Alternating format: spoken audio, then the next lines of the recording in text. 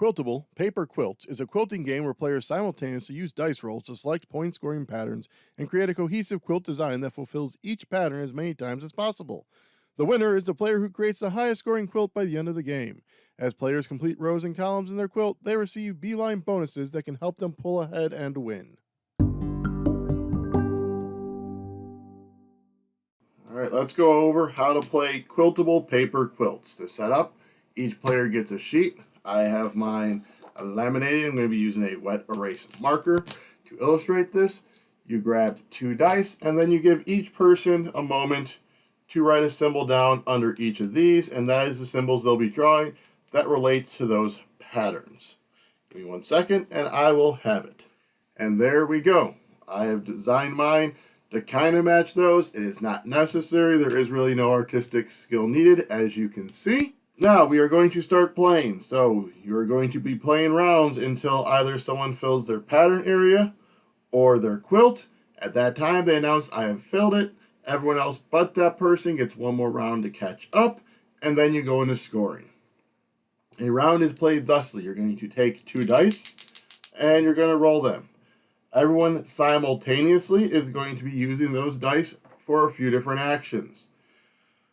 First off, after the dice are rolled, you can use an optional power here, which I'll explain when I explain the bonuses.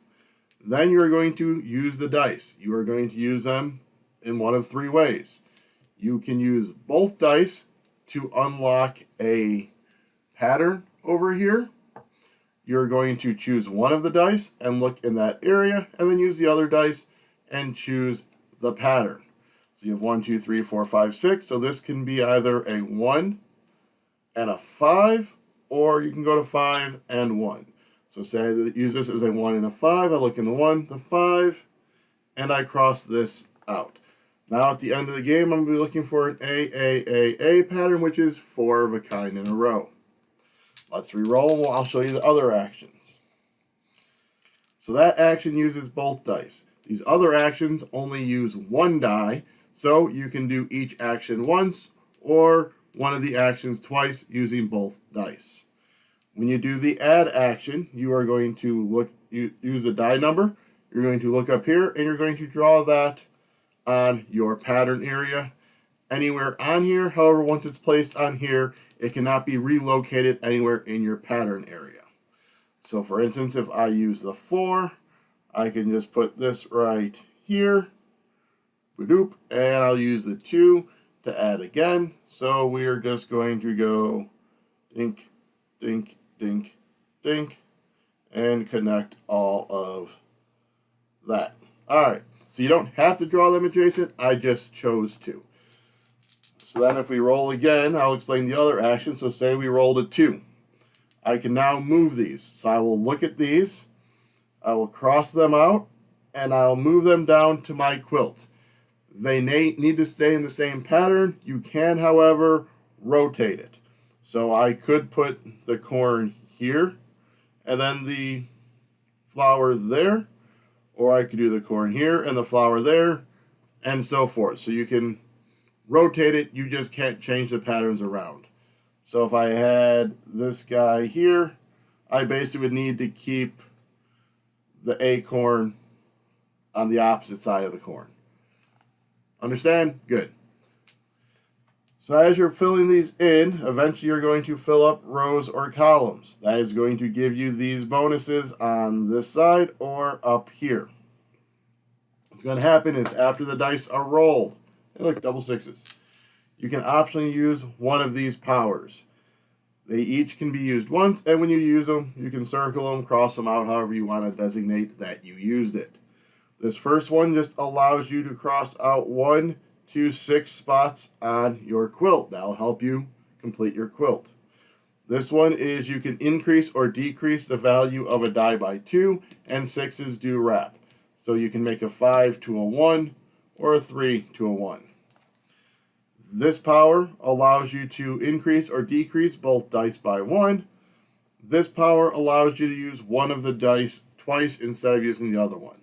So for example, this is a 6 and a 1. If I use that power, I can use 2 6s or 2 1s.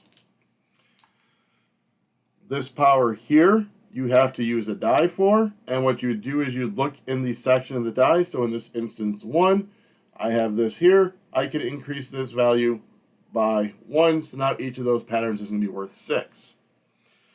This next one is, again, you'll be using a die. You're going to look in that area, and then you can cross off any pattern to be used. So in this instance, I could go, I'm going to use that pattern. Again, this one you'll be using a die, and up here in your pattern area, you are going to be putting a star. When you move this down to here, that will act as a wild. The final one here is you'll spend a die, and then you'll be able to cross or be able to reuse that many adjacent crossed out patterns again, as typically you cannot. So if I used a 3 down here, I could redo this 3 down on the quilt. So again, you'll be going back or rolling, simultaneously putting out your patterns and choosing end of game scoring. Move them down here. Once someone is filled here or here, again, the end of the game triggered. Whoever triggers the end of the game will put an X here. Multiple people do on the same round, they'll both do that. You'll then check, is your quilt completed? If so, you'll cross that out.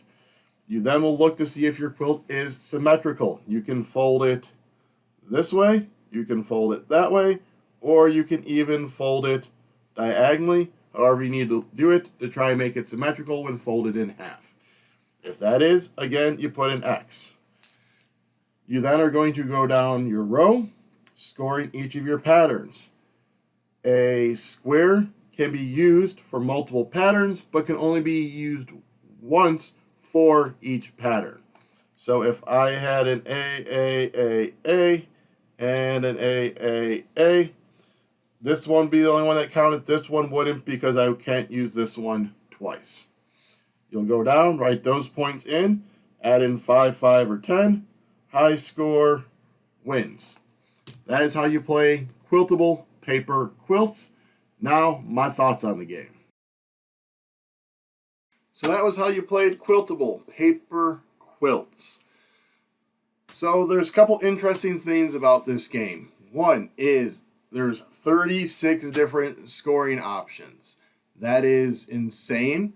And what's really cool is some of those, if you look, can be scored the same, because there's the mix of the AABBs that you need to do, but then they also have some in there that's a specific number pattern on there. So like maybe 2266. Well, if you get that, you can score for both of them.